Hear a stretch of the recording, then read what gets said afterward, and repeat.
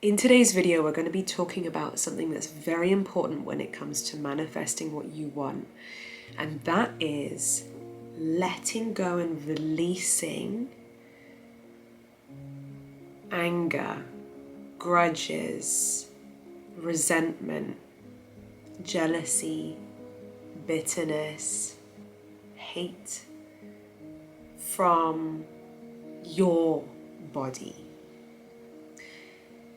Even if they did you wrong, even if they really hurt you or someone that you care about a lot, the point here is not about them. The point here is about liberating yourself from that pain, from that low vibrational energy, and practicing a simple forgiveness technique that can help you to feel lighter, to feel better, to feel more positive, to feel more in alignment with your higher self, with your inner being, with the universe, which can then in turn turn you into an absolute magnet to attract more positive people, experiences, events, prosperity and abundance and health into your life. This is part 2 of a 2-part mini-series. In the first video, I talked about the importance of creating space in your physical home, in your physical work environment, so that you can declutter your mind, your energy, as well as your physical space of old stagnant energy that no longer serves you. And because nature abhors a vacuum, it's going to want to fill it with something else. It's going to want to fill it with something better. And if you've been focused on what you do want, and you've been practicing manifesting it, and you've been taking the action steps to call it to you, but you felt like there's been a block, that might be something that could really open things up for you when you create space to allow it in. So this video is a follow-on from that, because this is also about creating space to allow better things in, but we're focused more on forgiveness and letting go of that old energy. So I'm going to be taking some more from this amazing book, The Dynamic Laws of Prosperity by Catherine Ponder. So good. It's like my little manual for manifestation at the moment. Okay. Whenever you dare to form a vacuum, so to create space, the substance of the universe then rushes in to fill that empty space. This applies on the spiritual, mental, and physical planes of life. Interesting. Here's a story now. A businessman got very sick and for weeks was under his physician's care. Every possible thing was done for him medically by his doctor, a very fine physician. But it all seemed to no avail. This man just got weaker and weaker. It seemed that his body was filled with poison and nothing seemed to dissolve it. Finally, one night, while perspiring from a high fever and a deep cough, this man finally remembered the vacuum law and realized that there must be something he needed to release. Since he knew that the mind and emotions have such a powerful effect on the body, perhaps there was some mental attitude or emotional feeling that had to go to help eradicate his pain, fever, and weakness. He became very quiet and silently asked divine intelligence to reveal to him what he needed to release. Suddenly, he began to think of a person against whom he had been holding a strong grudge. He had said a number of unkind things about this person and had gone to great lengths to hurt him. He then mentally reviewed the events between them that had caused the grudge and his later desire to hurt that person. As he honestly thought about it now, he realized that the other person may not have known that his feelings had been hurt from the events that took place, and that perhaps there was no reason for him to hold a grudge at all. And then it says in brackets, there never is. As he lay in bed with a high fever, he began to declare over and over the following: I fully and freely forgive you. I loosen you and let you go. So far as I am concerned, that incident between us is finished forever. I do not wish to hurt you. I wish you no harm.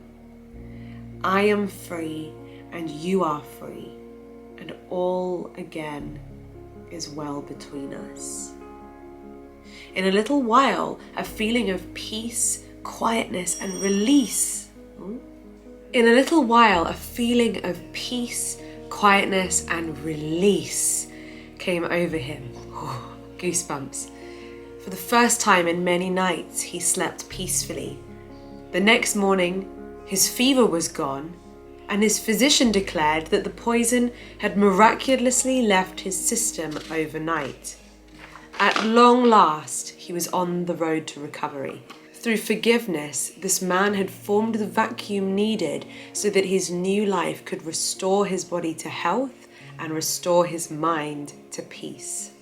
Forgiveness is the answer. The book goes on to say, most folks are afraid of the word forgive, thinking that it means they must do something unpleasant and dramatic, something that they don't want to do. But the word simply means to give for, to let go of old ideas, feelings, or conditions, and to give something better in their place. The giving for process forms a vacuum and makes way for new good to rush in.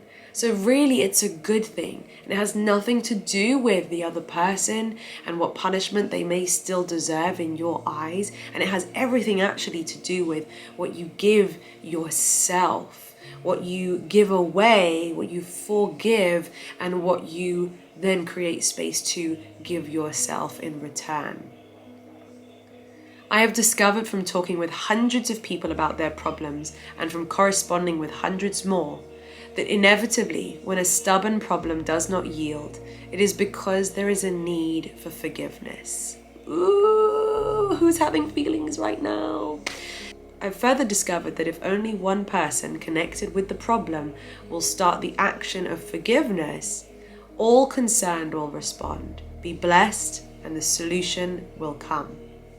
Here's another example. A very wealthy woman became involved in a legal tangle over her deceased husband's business property. It was all very embarrassing to her because the defendant in the court case, whom she was suing, was a former family friend. In great distress, she attended a prayer group one night and poured out her plight to those who were present. To her dismay, however, the prayer group members did not become upset about her problem at all, nor did anyone seem particularly sympathetic. In fact, they completely surprised her by saying that the problem would be solved if she would forgive the man whom she was suing. Aghast, she replied, "Forgive him? I only wanted you to pray that I would win against him in the court case. He's done such terrible things." But the prayer group stood firm. She left in disgust, but returned the next week and was again assured that forgiveness could solve everything. For many days after that, she began to consider seriously the power of forgiveness. One day, as she was driving along in her car, thinking of this former family friend with whom she was now at law, she cried out, So just a heads up before we continue, some of the things that I'm quoting from this book can sound quite archaic, quite old-fashioned, and quite religious, especially Christian, but actually everything that is in this book transcends specific religions because it's about your spirituality, your energy, your relationship with yourself, your relationship with others, and your relationship with the universe. So although the following statement opens with the word Lord, it does not have to be religious. It's purely spiritual at its core. And you can replace the word Lord with something else if you wish. The point is to give the following task to a higher power, to something that is beyond your conscious self. Lord, I manly cannot forgive this man. No, I humanly cannot forgive this man. But if you can, please forgive him through me. Suddenly, a feeling of great peace came, and then she gave thanks for it and dismissed the matter from her mind. A few days later, this man came into town and went to see her lawyer. He asked her lawyer if he might be able to pay her a personal visit. Hesitantly, the lawyer replied, "I suppose so, but it will do you no good. If you want to settle this case, you'll have to deal with me as her attorney." The defendant replied, "Oh, I do not wish to visit this lady to talk about the court case. I wish to visit her simply because we were once friends and I always greatly admired her husband. I would just like to see her as in former times and talk of old times." And so in a friendly way he paid his call, during the course of which the subject of the court case finally arose between them. They amicably agreed to settle the matter quietly out of the court, to the mutual satisfaction of all concerned. Thus, the power of letting go of fixed ideas, attitudes and opinions, which make way for more pleasant experiences. Here is a forgiveness technique that can form a vacuum for whatever your life seems to need just now.